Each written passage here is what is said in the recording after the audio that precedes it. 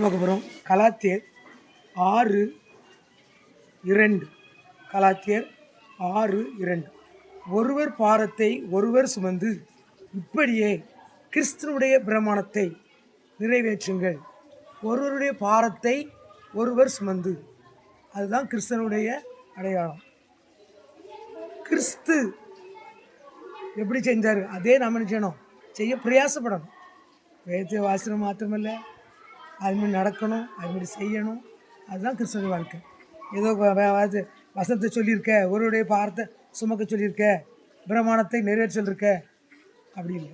அது நம்ம நினைச்சணும், நிறைவேற்ற பழகணும், அதுக்கு பிரயாசப்படணும், வேதத்தை வாசிக்கணும், அது தியானிக்கணும், அதன்படி செய்யணும். அதுதான் கிறிஸ்தவ வாழ்க்கை.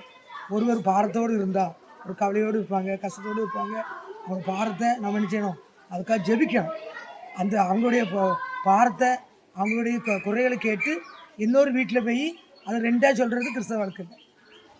ஒருத்தர் பாரத்தை கேட்டு அடுத்த வீட்டில் போய் அதை 4ஆக சொல்கிறது, அது கிறிஸ்தவ வாழ்க்கை இல்லை. அவர்களுக்காக ஜெபிங்க. ஜெபிக்காட்டா பேசாமையாக இருங்க. சரியா? இந்த வீடியோ பிடிச்சிருந்தா லைக், ஷேர், கமெண்ட்.